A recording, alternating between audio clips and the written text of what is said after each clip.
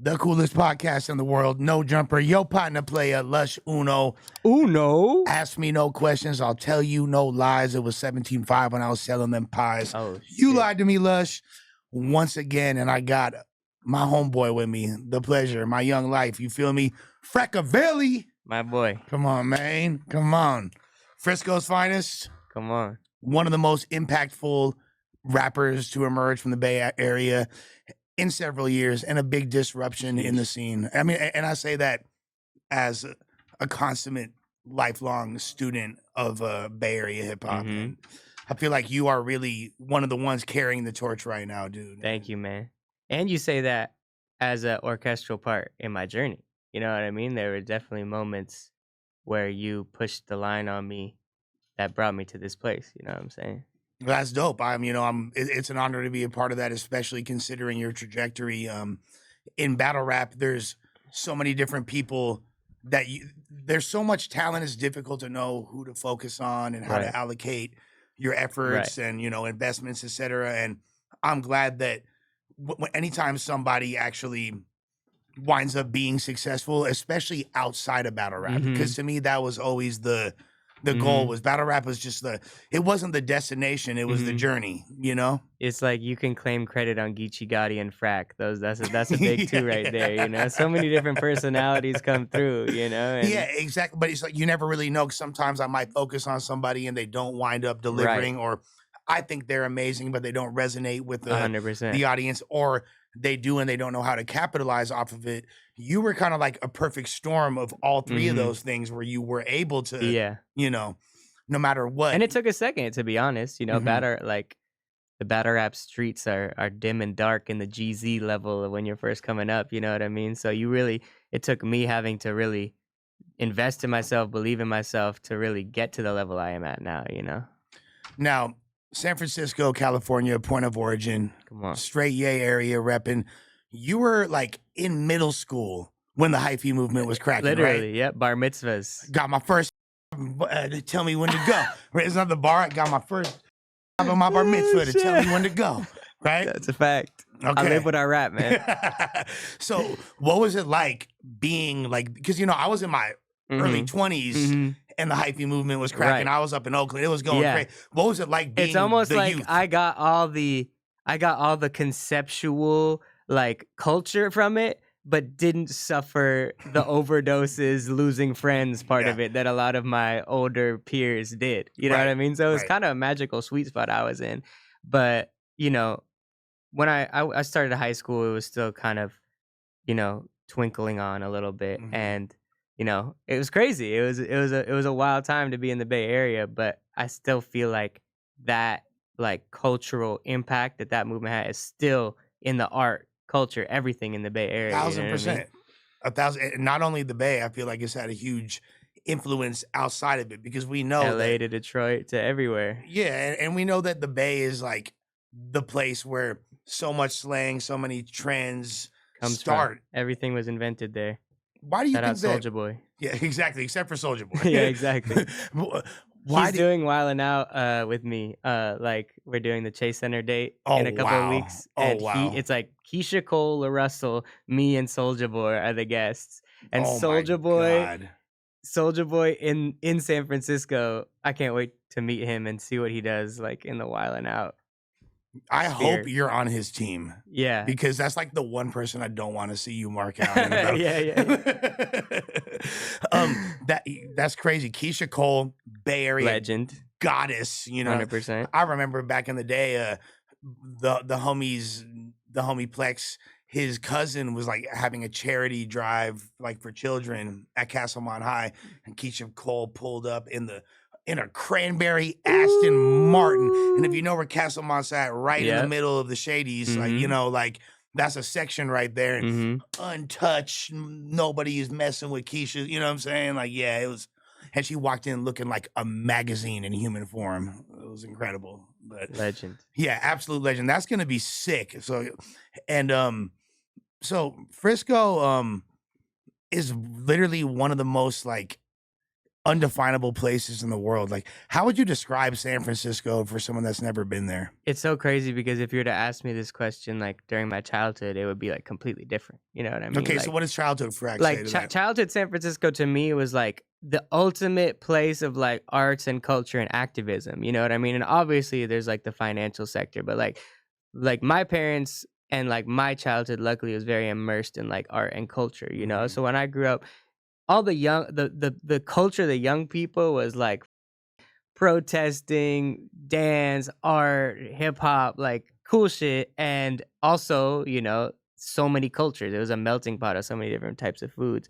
Now the Bay, and it was starting back then, but now, especially now, San Francisco is just like a tech apocalypse city, you know, Yeah. where tech has changed the population completely, where it's like Patagonia vests everywhere.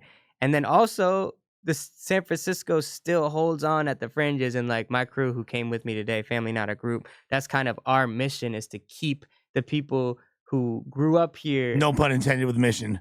Ooh, shout out the mission. But yeah, keep that culture alive and keep that those people who are natives to the city fed with like events and music and all this stuff. And I kind of think the Bay Area right now, post pandemic, even though culturally it's still kind of a hellhole, like there's a bit of a renaissance in the music and culture and events and nightlife. Like the people who are from here really are like making that like last ditch effort and like living with their parents and doing all they can to like bring it back. So we'll see what happens, honestly. The most fire music comes from the times where it's like 100%. 100%. circumstances, especially in the Bay. Like, look at all the hyphy movement came from the ashes of one of the grimiest eras, the late 90s, you know, early 2000s. Yeah. Bay Area was so treacherous. It's difficult to describe because that's right when I moved there was 2001, and I was like, whoa, what did I get myself into? Like, you know, but at the same time, that's what shaped my identity. Like Pac said, I'm from LA personally. Yeah. He from New York. I'm from LA. I got my game from the Bay though. Yeah, and you can see it in the way I talk, the way I move. Your gesticulations. Yeah, one thou wow. It's like it's in my soul. And if you know, it's either gonna eat you alive or you're gonna become a much stronger person. Yeah, and you just learn so much. Like the Bay, the thing about San Francisco that I still really love is just like it's every type of human being on display together. It's like the ultimate game of Sims, you know what I mean? It's like the Matrix is broken and you have crackheads next to like the richest man ever wearing like a regular outfit you could never know is a billionaire next to like all the different populations. Unfortunately, like Black people have been damn near like cut out from the equation and forced to move outwards into different parts of the Bay Area. But hence the film The Last Black Man in San Francisco. yeah, shout out Jimmy Fails and Joe Talbot, two people we also grew up with who made that movie. Great film. Incredible film. Yeah, film. incredible film. One of the best indie films of the past decade. You ever met Joe Talbot? I believe I have. And you know, I've done a lot of drugs, but I would like to have a conversation with him. Dude, we'll hook that up. I think he'd come on here. Yeah, he's like that film right there was really, the accuracy is uncanny. Now, earlier you talked about the diversity of San Francisco, which I agree with, but one thing I've noticed is normally that if a white person tells me they're from San Francisco, the first thing I'm going to say is, no, you're not. You know what I mean? Like, because if you're actually born and raised, it's a very low, except for people that are like incredibly rich. And I know you don't fall into that category. You know what I mean? Like, you're the product of intellectuals, you know what I mean? You're the product of, like you said, activists, and you come from that community and all that. But there's not that many white people from San Francisco. It's a lot of implants. Yeah, I mean, I guess the way I'd say it is the white people who live there now are not from there. It's not a lot of white people who stayed. You know what I'm saying? Yeah, and there's for sure, like, look, I've met grimy ass white boys from the Mission or from Lakeview and all that. You know what I mean? Like, it's not that they don't exist, but it's the minority. The last white man in San Francisco coming soon. The last white man from San Francisco. Right. You know what I mean? It's a good segue because you actually had one of your earlier videos, which I really liked, was a song about gentrification in the SCO. And, wow. You know. Yeah, with Watsky. Shout out Watsky. Yeah. Really, really dope record. And I think you know, like a lot of what you're talking about with the tech boom is you kind of like were speaking of that before that even Yeah, happened. well, it was like really during it. You know what I mean? Like I was feeling the effects, and like the thing about it too, that video too is like that song's. If I listen back, it's probably corny as, No, but I should say, fuck with it. but the actual video for it is crazy because the city was starting to change visually. Like you would see the condo rise in the Mission next to the Victorian, and it almost looks like otherworldly, like seeing these two things clashing together. And that's the type of thing that is now way deeper. Like Right, now it's crazy. Now it's like right. 70-30, and then it was like just starting, you know what I mean? But yeah. Which is really sad because one of the defining aspects of San Francisco is it's probably the most European looking city in America. 100%. It's like beside on the West Coast by a significant margin, the oldest looking, you know what I mean? And Yeah. then Victorian houses from the 1800s and shit. Like we don't got nothing like that in LA. You know, Right. like Yeah. we have a few like adobe huts that survived like the Hernan Cortez Inquisition or whatever. Yeah. Like, but there's not really like y'all have and to see that history get stripped and the Mhm. people that are actually from there unable to afford to live there is, you know, it's a really It's cool because my homie Aft, who's with me now, his parents own a Victorian and they stayed in it. wow. So all the place we make music is his crib in this like old SF Victorian, and it feels hella like there's like aura there. There's like this old like Jimi Hendrix, Right. like because it's in the Haight Ashbury Oh, area. that's dope. So it's kind of like gives that vibe of like, oh, this feels like there was a renaissance here. Jerry Garcia got his dick sucked Yeah, in this corner for exactly, show. exactly. Yeah, off LSD. Yeah. Exactly. No, that and that's awesome. And that's kind of like almost reminiscent of the movie we were just talking about. Yeah. You know yeah, what I mean? it's about a Victorian. Yeah. Yeah. So that's now do you feel like that's gotten significantly worse? Because there is a time where and I've said this to people before that I feel like I've been everywhere in the Bay Area. The most unsafe I've ever felt is in the The well, loin. Double Rock, but nah, I was gonna say Oh. Double Rock, but the Shout out Double Rock. but there's the Sunnydale, Sunnydale projects. Projects. Yeah, Yeah. I was in Sunnydale and I seen a bunch of 14-year-old Tungans carrying AK-47s that were bigger than them their whole entire bodies, and I was like, what the this is like third world, this is some Yeah. other shit. However, for the most part, I felt like at that time when I was living there, Oakland was a generally more dangerous Mm-hmm. place than San Francisco. I feel like now San Francisco is like really, really. It's anytime you go there, even if you're in a nice part of town. I don't care if you go into Russian Hill, like it can happen to you.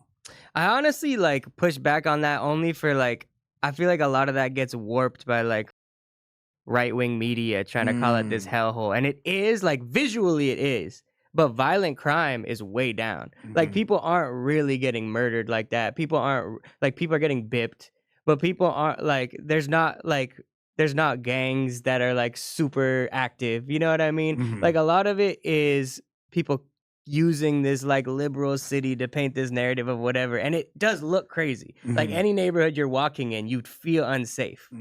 But the reality of it is that the worst that's going to happen to you is you're going to see Walgreens get robbed. You're going to get bipped and lose a lot of gear. Right. But you're not actually going to like lose your life as a tourist out there or something like that. You know what I'm saying? That's a good perspective right there. And it's Yeah. interesting to hear that because I mean, like, if you look, Oakland has been going through a really rough time. Yeah. And that's indicative of the fact that they're like the first city in America to lose it in and out, you know. First the Warriors turf hopped over across the Damier Bridge, and then the Raiders. Come on, man. Now Dude, no more A's. I'm a Frisco baby, but I honestly owe like 40% of everything to Oakland because like that's where I really got my stripes like as an artist, you know. It's like there's so much thriving art and rap out there and like youth programs and like people are trying to make the best out of it in the town and like crossing the bridge, like meeting people out there, connecting with artists out there. Like that's really like freestyling ciphers, opening for artists, New Parish, like that really built me as an artist. So I always like thank Oakland, you know. No, for sure. I mean, I first became aware of you rapping in the town, Mm-hmm. 1000%. So, I know that you started freestyling and rhyming at a really young age. Like, Yeah, actually, that's kind of what I'm referencing. Is this organization, Youth Speaks. They're still going shouts to you, strong. Shout out Youth Speaks. Speaks. They've They been. Yeah, so they threw like the MC Olympics, which is Mhm. like the natural progression of the rap Olympics with Right. Juice and Eminem and all these things. So I won when I was like 14, 15. And the prize was to open for Travis Scott and Casey Wow. Veggies, Wow. who were co-headliners at the time at the New Parish, which shows how big Travis Scott was at the time. Yeah. Exactly. And This is like early. This is like yeah, Birds in the Trap sing Brian McKnight era exactly. Travis Scott. Yeah, even earlier, damn Probably near. before that. Yeah. Yeah, and that was my first show ever. It was opening for Travis Scott, and I remember I looked like an idiot because I won the prize for winning the MC Olympics was this fat ass rope chain that said MC Olympics on it, and I thought everyone would like receive me as the champion. So I was just this scrawny white boy in a big ass rope chain at 5'6". Like, what the fuck is this guy talking about? But like doing those freestyle, like, you know, they weren't really battles; they were more like Rap competitions. yeah. But doing those is where I kind of cut my stripes, and eventually Tourette's Without Regrets with Jamie DeWolf. Shouts to my dog Jamie. Many battle rappers came from that kind of queer, feminist, fire, vaginas lighting on fire type space that ended up having a freestyle battle at the end. And then eventually found my way to battle rap. Which is like, so, okay. But how about even before that? What led you to even join Youth Speaks? When did you realize, like, okay, like I enjoy doing this and people might actually like to see me do it as well? I was using the family computer and I was really into Kanye, like College Dropout, Late Registration had just come out. Amazing. Like really inspired me as like a whatever. If only you would have known, it could have saved so much drama. Yo, I think me and Kanye just need to link up and everything will be fine. You know what I mean? He just needs to meet a Jew like me who we would get each other. You know what I mean? I think y'all would find some middle ground. Kanye, I know you're listening, bro. Let's do this. But but no, I was into him. So I was on this KanyeTalk.com website. Okay. Actually, crazy enough, you know the rap group Brockhampton? Of course. All those guys were on there and invited me to join their group. So you were initially going it was called Alive Since Forever at the time, and they're like, hey, all these, we're like, there was like a creative section where we were all posting our songs. I made hella songs with that kid Kevin Abstract, because isn't that where Brockhampton was formed? Yes, they all were formed, and they were like, yo, you want to join this crew? And I was like, hey man, like I actually haven't kissed a girl yet, so I'm gonna like stop going on this Kanye website. And that's when I started actually going to Youth Speaks and being like, if I'm really a rapper or like want to do this, I can't just like post like have anonymous so you're like 12, 13 friends. years old at this point? 13, 14 is when I started like going in real life to stuff, you know. That's crazy though, that you were like, imagine like the bizarro world, right? Marvel, the non-battle rap Frak. If I was in Brockhampton, the Brockhampton member Frak trajectory, queer Frak. Yeah, I mean, you know, like not that different than what you are now. So yeah, exactly. I'm queer passing. Yeah, exactly. Non-binary passing for sure. Oh shit. Since we're like joking about this, because I wasn't even gonna bring this up, but let me ask you a question. Are there any instances where you feel like you've taken people trying to hate on you or be negative and turned it into something really positive? Are you like thinking of something? Yeah. Tell me. Well, I'm thinking about when Fresco and them. Oh wow, they called me trans, and then I used this like video of them calling me trans to like promote myself. Wow, that's deep. Yeah, battle rap is nasty, bro. There's Facebook groups. I had enemies and haters trying to take me down. Lush was intimately a part of it, bro. It's definitely a crazy. I was like a fence straddler, dude. But you know what though? It really prepared me for like this era of my career, because like battle rap is so nasty that like when I see Wildin' Out comments and stuff, I'm like, they all like, this is so positive. Like, right? Like everyone's like, this kid is amazing. Like this is the future of Wildin' Out. Like all the comments I get, and even the mean ones are like kind of not like battle rap prepares you for the most heart wrenching. It's like being bullied and like building your anxiety to the utmost point. So everything since then, it's like has been easy, you know. And I'll tell you what, I thought the same thing until I started working in No Jumper.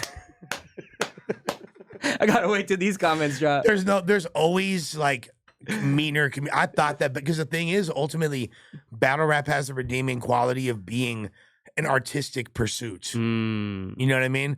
So there's other communities that have like the same tenacity and negativity. However, there's no real like redeeming quality to it as far as attracting people that are gonna like show love based on prowess of actual artistic merit, etc. You know what I mean? So it is grimy, but I agree. Battle rap is very abrasive. So and just for those to provide context, yeah, like people were hating on Frak, literally submitted a video of him to a viral page, and it was labeled like this trans rapper goes off, right? And you wound up, I would say at the time, would you say? I was talking about this with Julian actually. He was like, "Do you think he got like a 200% increase in traffic after that?" I'd say like maybe like a 75% increase in traffic. Well, what I like Jude my way into was basically like this guy who posted the viral page. I was like, hey, that's my video. I didn't give like consent, whatever, but like if we could like make it right by posting another video. So then I submitted like a music video or battle clip, and that went up, and then I got hella followers from that. But you were already, even like the initial reaction to like the trans clip. Yeah, he was like, "Oh, this trans bro is actually they're like, hella this nice. fool's fire." Bro, sis is spazzing. You feel me? Like they going crazy. Like, they going crazy. Like that shit was hard. Shout out all my trans folks, man. Shouts to everybody. You feel me? Not the transplants though. Yeah, dig. Now, exactly, not the transplants though. There you go. There you go. There's a bar. I'm an industry transplant. Incredible. So, what was your first time like? So, for those who don't know, Tourette's Without Regrets, the event that Frak referenced earlier, which kind of is what brought you to freestyle battling. Yeah, definitely. What was like? Brought me to Dirtbag Dan. Describe what that platform is like for those who don't know, because it's not like any other event. It's like burlesque, so it's like a circus show basically, but it's like a NC-17 rated circus show of like a lot of nudity, you know, comedies, you know, it's just like, it's real bass shit, you know, it's like super. It's like, you know, a bunch of hardcore ass rappers who are like bring guns, and then like the most gay trans, like it's just all the populations together, you know what I mean, which is like beautiful. But that's where I really like started battling, and then eventually I think Dirtbag Dan found me, and that's when I like inched my way into the written rap battle culture. And yeah. And what like was your ambition when you first entered the battle sector always like, I want to be a rapper, you know what I mean? Like, and this is just like a part of it, or were you like palms are sweating, I'm gonna be the number one battle rapper in the world? Nah, honestly, I came in with it like, this is a promotional tool for my music. And like even then I had mixtapes out, and I was like seeing the views it was getting and being like, people say battle rappers can't make music, but I was not really seeing anyone use the platform to really push their music in a way. So I was like, you know, and I feel like the media landscape has changed in a way that's even benefited that more, because now every rapper in the world has to be a million things. They have to be a content creator, comedian, skit maker, DJ, whatever. So being a battle rapper and posting clips on TikTok and people knowing me and, you know, eventually getting to Wild 'N Out has done nothing, I think, really, other than take time and energy out of my life, but has been nothing to assist my music career. And I think like a lot of the battle rap fans, even though a lot of them do hate on people's music, like for me personally, a lot of them have been my most supportive fans and bought the most merch, music, you know, invested in me, not just as a battle rapper. And I always appreciate that about the battle rap community. No, absolutely. And I think that's something that's really overlooked, is the ability to cultivate a cult fan base, and which I think you've done a really good job with, as far as steadily interacting with your fans and catering to them, and while expanding and making kind of people feel like if you're a fan of Frak, you're like a part of a family. It's like a movement. It's more than just supporting a rapper you think is cool. It's like, it's a lifestyle. You know what I'm saying? Like, yep. And shout out to Thug. Yeah, lifestyle. It's beginning. It's crazy to see that how do you feel like you've taken like the Bay Area DIY mentality and injected into your process? Yeah, like I think really actually like the last few years especially, I've really accepted like the Bay Area independent route because like I now have the leverage where I can like an example is I started this series called like Foursquare, where it's mostly Bay rappers going bar for bar, like the one I just put out with 1100. That is so dope. Shouts to Lev. I'm so glad that Yeah, shout out Lev. You and Lev working together. That like was like yeah, mind blown. Yeah, him and Mitchell are like shout out Mitchell too. I got to do one with him. They're like my two favorite Oakland artists. They're incredible, and like All Black too. Yeah, shout out All Black. And then I got to do one with Delta Homo Sapien and 1100. You know what I mean? Back to back. So it's like Dell's like the GOAT. Literally like the reason I moved to the Bay. Wow. Like, yeah, literally. Really? Yeah, literally. 1000%. Yeah, he's like probably my favorite Bay Area rapper. If like maybe him and E40. So like to be able to do it's like 4-bar trade-offs with Lev, and then doing it with a bunch of artists who aren't as big, but that I believe in and can give a platform to go bar for bar with. Like that's kind of become now my mission of like now start my own platform. Like I have this juice now. How can I, as an independent artist, push the line on all these creators and artists in the community I believe in, and hopefully expand the series beyond the Bay to New York and London and all these places. You know. No, and I see it happening, and I know that when I moved to the Bay and joined up with the Oakland homies and we formed Delinquent Monastery Delmont crew, and we weren't the local venues, and we weren't getting booked, so we started throwing our own shows, and that's how we kind of popped off, and then everyone wanted to be on our shows eventually. And I see you've like taken an instrumental role in like producing your own events, and I feel like you've kind of like been a seminal figure in spearheading like the modern landscape of the scene. Is that like, I know it's like pretentious if you say that about yourself, but since I'm saying it, like, can you at least verify the accuracy? I think honestly, the guys who I came with, like that's as much, like we'll have them on at the end of the interview. They can speak to it, but like it's been a real group effort. But like I think a lot of Frisco, especially the kids who grew up there, really came together and like started this FNG shit and really tried to throw shows and do our own shit. And now we're getting kind of the looks, and like we just did NPR, like they let our KQD, they let us take over their headquarters, and like platforms like Thizzler are now like reaching out to me and letting me like have a, stuff like that, where now we've been hustling so much ourselves. Now I think the bigger platforms are starting to give us those looks, Yeah, and also so like Thizzler obviously like been the predominant outlet for Bay Area rap for several years now. What was it like to finally break through and get? Dude, I felt like you on there. I was actually like taking notes because I was really a Lush on there. Like I was hosting a podcast, judging rap competitions with their artists, and like it was cool, man. It was cool, and it was cool that for a while I was always trying to get on there and get posted on there, and now it's like they post me like every other day. It's like people call me a Thizzler plant now, which is hilarious. Didn't D-Lo want to battle you? Didn't he say like? No, me and D-Lo did a Foursquare though, and we hosted the Foursquare. Actually, D-Lo wants to battle Pass. D-Lo which would be versus crazy. Pass would be insane. Actually, Mr. Fab just told me he's trying to throw a battle rap event for All-Star Weekend. Oh, that'd be lit. So there's a headliner for you right there. Yeah, D-Lo versus Pass would go nuts. And D-Lo's actually super lyrical. So you know what I mean? Yeah, dude. I did the Thizzler cipher with him. Ours is me, him, Prezi, GB. That was the best one. Thank you. Yeah, and D-Lo goes off. He does like a whole like scheme on there. Like it's crazy. Now, how did you get on Wildin' Out? What was obviously like, there's been a lot of battle rappers on there, and like how did Frak get thrown in the hat? It was definitely a Bay Area wiggle, like finesse situation. But I actually applied hella years ago, like when they brought on like Sharon and shit. And I was a little young and inexperienced, and I remember at my audition, they had me battle. Nick Cannon's like, so you a battle rapper, huh? He's like, you should battle someone. And I was like, who should I battle? You? And Nick Cannon was like, yeah, battle me.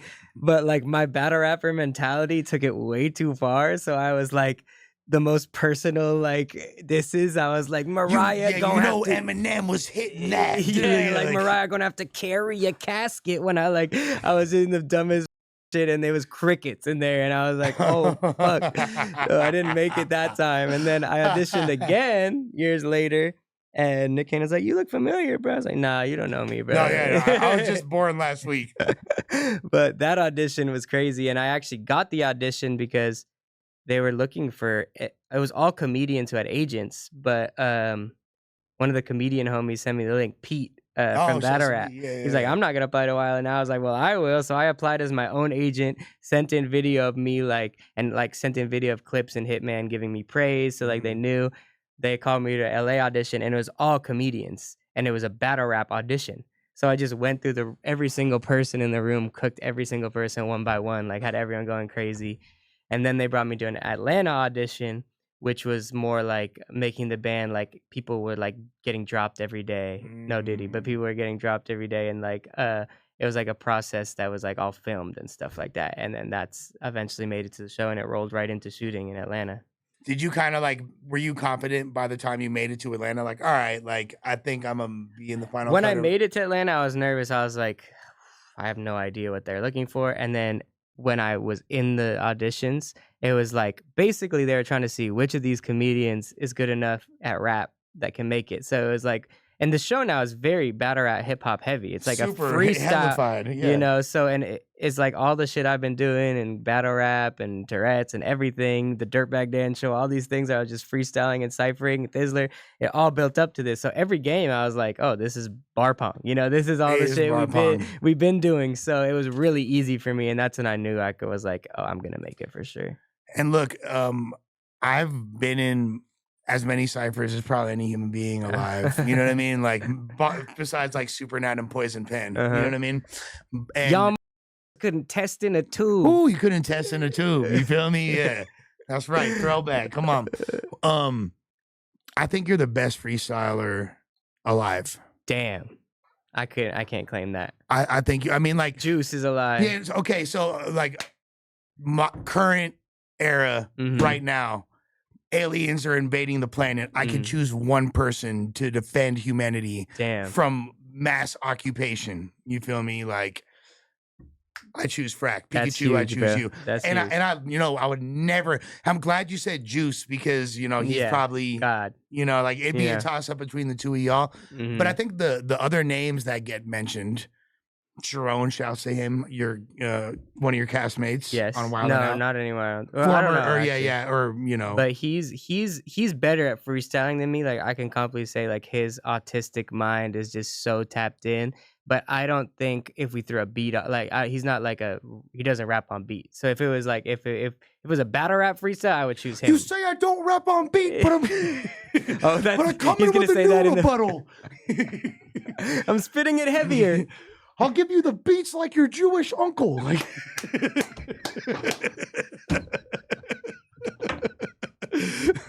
like, no, Sharon is amazing. I feel like, okay, there's you better step twice to the right like the Cupid shuffle. Yeah, exactly. And this is why you're so good. You know what I mean? Like, and that's why, because you add like an extra little, you know, extra little metaphor into the mix, and you do it off the head. There's so much video evidence of you doing it. And look, I think a lot of people in the comments. Actually, I think I just spit my best one at Corner Store LA yesterday. I heard that you did that. Yeah, it was actually like, it was tight because we did random images instead of words. And I think that really added to it. And I got off. So that's, I can't wait to see that. And I know you got something else big coming up. We'll talk about that. Yeah. We're like, and this won't drop till after that, regardless. Oh, okay. Yeah. This isn't. We're not live. Okay, then we can talk about it. We'll get to that in a second. But I do want to mention another freestyler. All right, Harry Mack. Yeah, Harry Mack is. I would say he's probably, if you ask a random human being right now, who's the best freestyler? Yeah, sometimes when people comment on my videos, like, bootleg Harry Mack, I'm like, well, I've been doing this way long, or like, you know what I mean? I think that Harry Mack is a talented dude. I think you're significantly better. You know what I'm saying? I think what he has, and that, like, the American ear, or the human ear is trained to, is just, he just has flow, and like, he doesn't stop. And sometimes I'll try and think of a bar, and like, it doesn't come off as fluid as him. Like, I'll give him that. Like, his shit just sounds good, and he just keeps going. Like, there's not as many like intricate bars and wordplay. So I think I do it more from that battle rap lens of like trying to make stuff happen on the spot that's also like an entendre or whatever. And I don't think that's his focus. His shit is just gas, you know? And I think that is the more popular thing, just No, I think that like more you're absolutely right, and more human beings can understand it, even right. regardless of language. You know what I mean? You could be Hmm. overseas, and he does have like an impeccable flow. Yeah. He never really like stumbles or Yeah, it's anything, and he's just super consistent. consistent. But when it comes to content and Hmm. bar for bar, and Hmm. ability to just stack punchlines off the neck with it, Hmm. like you're I think you're the best, bro. I And appreciate that. there's other dudes. I'll shout out Chef Trez. You know what I mean? Like there's other God. names. Yeah, like when it comes to battle rap rebuttals, there's dudes who are better than me. Yeah, there are I've better had great like rebuttals with guys like Sharon, Chef Trez, A Ward. Ward's another one. Yeah, Guys like that are legends in it. but there's something about like overall, like I stand on what I said, and I feel like eventually you're gonna get those flowers. I think that's why Wildin' Out's perfect for me though, because like I don't want to be known. Like all love to Harry Mack, I actually work with him and we have a relationship, but I don't want to be a freestyling white rapper. Like that's Right. not like my goal. Like I want to be a musician. I want to like write films and cartoons and like have like I don't want to be pigeonholed in that. And Wildin' Out is the perfect thing where I can be on TV and in these games that have like structure where I can show off that skill I've built up without it being like that's all I'm doing, One that makes a lot. I think it's perfect for you as well, and it's like a good. It showcases your ability to have mass appeal while still like spitting like these heady punchlines that the real ones are gonna get, Right, and you're right. kind of able to traverse both. I've been surprised at how much the fan base has been, you know, receiving that energy because I kind of went in there. People kind of asked me to dumb it down a little bit and like just be more funny. And when it came to stay, even though I had that in the back of my mind, like when it just came to the moment, I only have one level I can do, which is like if Justina Valentine's coming at me, I'm gonna respond with what I think are like the battle rap, heady, funny, sarcastic humor The that most I have. it's genuine, like that's the thing because there's really unscripted. This is impromptu. Exactly, like, exactly. It really is some freestyle shit. Like people think it's scripted, but it's like you can't fake it. Like you're there in the moment, and like people like Justina and Clips, like if they hit that level, they're trying to come at you and kill you, and you're just responding to what they say. But I think that the fact that the fans have like been like, oh, he's really like turning it into a battle rap thing. Like it's gotten serious. Like people have said, like it's gotten a little bit more like intense, Right. because no one's coming at the old school the last few seasons with the type of shit I'm coming at. Right. I've appreciated they saw that and are like, why is he taking it, like why is he being so lyrical on this comedy show, you know what I mean? But people with it.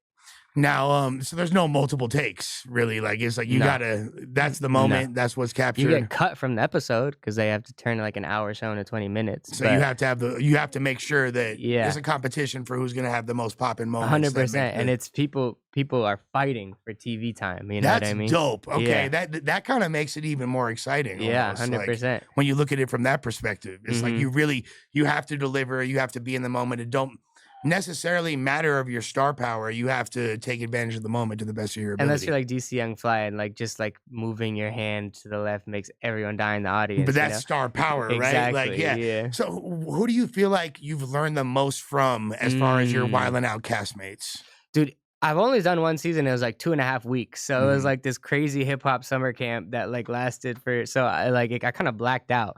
But I will say everyone really was warm. Like it's like a, very intense show and people are fighting, but like back behind the scenes, it was like a big cookout. Like everyone was like, Chico Bean was someone who like took me aside and gave me great advice. Carlos Miller was an asshole, but I learned a lot from like the way he went about asshole. Even Nick Cannon, bro. Like Nick Cannon, you just interviewed him. I love Nick. Dude, like I didn't realize what a skill he had. I think he comes off as the corny straight guy because it makes the show so much better. And he's like the coolest person in real life. Right. Well, he also has to like maintain this image that could be played for like 5-year-old kids on Disney while simultaneously being putting on like the best black comics. Yeah. So it's a crazy like line that he walks. His skill, what I really realized, his skill is him being corny or whatever people want to say, makes the show better. Like he knows exactly how to play into his role. He don't take himself too seriously as the straight guy, so that the show. I wouldn't be surprised if he had all those kids as a ploy to make Wildin' Out funnier. Like he really is dedicated to making the show amazing, and his life is the catalyst that makes it funny. You know what I mean? And he don't take himself too seriously, so he like and rolls he's cool with as it. but he plays into his character, you know? Now, earlier you said you're not the best rebuttaler in battle rap, but you have arguably the best rebuttal in battle rap history, or one of the most, I would say one of the 10 most notable moments in battle rap in the past several years, where you predicted that Disaster was going to pull out a graph. He was you know, you guys were having like a COVID, it was the unintentional COVID rap battle. Dude, this battle, if you watch it back now, it's so funny. It's such a microcosm of the time. Yeah, because 1000%. I was like libbed up in my little mask hanging off my chin, which is what everyone makes fun of, like liberals and lefties for. Diz was in a tactical vest talking about how COVID wasn't real. It's like the perfect, like how everything was so polarized at that time as like a and then the graph was COVID stats and he ripped it. It's like literally like if historians are gonna watch that battle back and be like, what was happening in 2020? Yeah, the fact that you premeditated the fact that he was gonna rip your COVID science. Dude, you remember this, but it was so premeditated that it actually got banned off Twitch. But remember we had a face-off the day before? Yeah. I wore the classic Diz dollar regenerating shirt. Right. And I knew that would make him so mad at me that day, that he would be mad at me until the next day and would want to slap the graph out of my hand because he'd still be mad at me about that. Like I was like trying to troll him and say little annoying little things to him all day, just slowly trying to build him to the point where I gradually antagonize. Yeah, exactly. And I feel like that battle kind of thrust you into like because that was the, you know, that's your first battle of someone that's one of like the final boss legends, you know, God tier in battle rap. So once you did that, you know, and had such a successful showing that a lot of people were like, you know, the majority was like, he should have won that battle, you know, and like, hey, like you said, like, hey, I got the most out of this tournament without even having to advance, 100%. Which is kind of awesome for you, but it also put you on the radar for a lot of these, you know, bigger hip hop bloggers and battle rappers, and that kind of thrust you into the next level, I would say. Yeah, it was one of those things that transcended battle rap, like the Big Gerald. Like, there's these certain moments that are bigger than having to know all the inside jokes and gun nicknames of the culture, but you just see, like I posted that clip as a 4-year anniversary like last week. It got 5 million views on Instagram. Wow. Just still in 2024. Wow. Because people are it's still so, like, you don't need any context. It's just like he predicted he was gonna rip it, he ripped it, and then whatever. And I think that itself thrust me into this freedom in battle rap where I could kind of choose my matchups and kind of do what I want, you know. And beyond battle rap, I mean, you've had like the legendary freestyle on you know, with Sway, the Wyclef thing. I still feel like all of your freestyles, and you have a grip of them now, I still feel like that moment is probably thus far the biggest Frak. The graph? Yeah. Yeah. Am I wrong, or no? Me and Julian were debating about this. Actually, what's crazy though, by numbers, it's me and Geechee's compliment battle. Wow, as a single battle on YouTube. No, like or even clips, like overall clips, even more than the battle. Okay, I think the battle with Diz has more views battle wise, but the clip with Geechee of just like this Crip from Compton and this white kid from San Francisco, like intensely complimenting each other, because so far before us, like the compliment battles were kind of like mostly like two white dudes flirting, which was super viral too. Right. But me and Geechee was like, no, we weren't gonna try and get queer with each other. We were gonna really like genuinely compliment each other about what we think of each other as people, and do it very intensely as if we were having a rap battle. Aggressive compliments. Yeah, and that shit went so up, like it's crazy. It still goes viral. Now, beyond working with Rap Off, you know, like you work with the Rap Off, you guys are doing crazy campaigns for the NBA. Yeah, you know, doing commercials for Craps. The Rap Off is like a battle rap cartoon thing. If people don't know, that Ilmac started. Shout out Ilmac. Shout out Ilmac and Pass. And Saurus too helps us write them. Sorry, but yeah, it's really been one of my favorite things to do in life is like get on Zoom with my, like literally the battle rapper, like Ilmac, Saurus, Pass, them and Hollow were my four favorite battle rappers growing up. Right. So being able to cook with them and just write cartoons, like have LeBron and Steph battling, have Kraft Cheeses battling each other, like it's been really like an amazing journey. And I hope that the future of those rap cartoons is something where we're writing a pilot and we're trying to like really get it to be a show. So like trying to push that wave of like battle rap's such a niche subculture, but seeing it in a grander way of like, oh, peanut butter and jelly battling, like, oh, I get this. You don't need to know anything except that. It puts a different lens on it. Now, Yeah. unfortunately, we only have like 5 minutes left. Oh shit. Before or I guess we got we got like only a few minutes. That's You were like, right. But before we bring the homies in, I do want to ask you about what's going on. They've seen it by now, but it hasn't happened yet. Tomorrow you're going to be on Cenat's stream. Yeah, that's what I'm told. I'm told that it's a white rapper freestyle competition. They're looking for white battle rappers. I don't know who's gonna be there besides me, but I'm going up there. Shout out Kai. I actually have been like, I gotta study him now because I'm like, I really want to like. It's the biggest. Kai is the Tom Cruise of this generation. In the world. He's literally like the biggest star. He's the You couldn't be more joined up.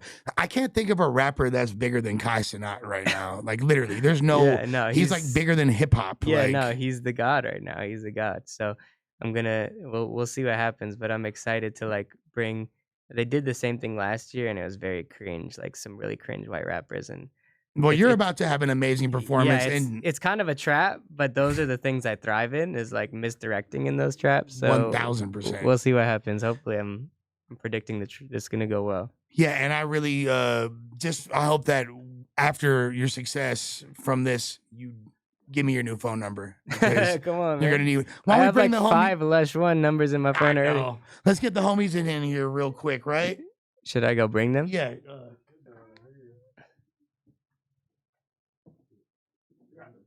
What's good, guys? It's just me and you now. Yeah. Yes, sir. This is family. This is family, not a group, man. This is my squad. All these guys from San Francisco. There's Eastway. Come on, man. This dude is a singer/rapper, amazing boy. This is Aft. He's kind of like the catalyst of the whole girl. This is a dude's house we really cook up in, and he's a rapper, producer, songwriter.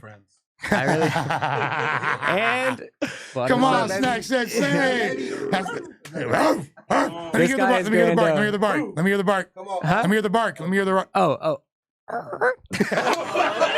I got allergies, man. But that's Grando, man. He's an amazing MC, and he has a Snack Sensei page where he reviews food. Y'all probably know him already.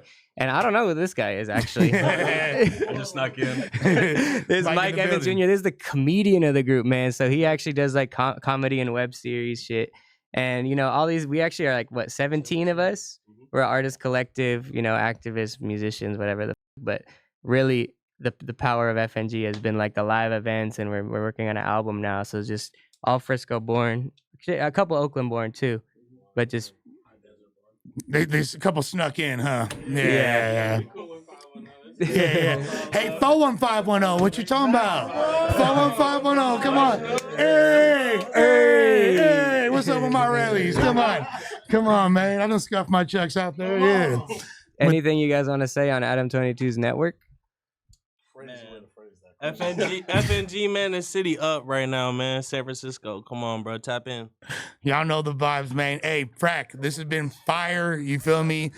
Obviously, we could have made this a 3-hour interview. I tried my best to be concise. It's just a prequel. We'll do another one down We're going to spin the block with it, but this is dope, and hopefully a lot of people got to learn about you. Final thing is, Frak went to high school with Jack the Bipper. Wow, I did. Yeah. Shout out Jack the Bipper, bro. Yeah. Frak the Bipper. Frak the Bipper. Frak 100. Who was? Were you and Jack the two best freestylers in high school, or what? Dude, he was actually he would never like rap him in person, but he like sent me his music. That's like when I first started rapping. Actually, one of the guys in our group, Cali J, we started a group together called For Real. But it was 3 of us, and the 4th member was the music. Like we were a conscious rap act. And Jack the Bipper was early on that ignorant shit. So he's like, y'all gotta get on my wave. Here's my music. But shout out Jack the Bipper, man. Is he free right now? No? Okay, free Jack then. Yeah, free Jack till it's backwards. With that being said, Frak's free till it's frackwards. And he about to win this Cenat competition and continue to turn up. My brother, much love. Who know? Come on now. Hey.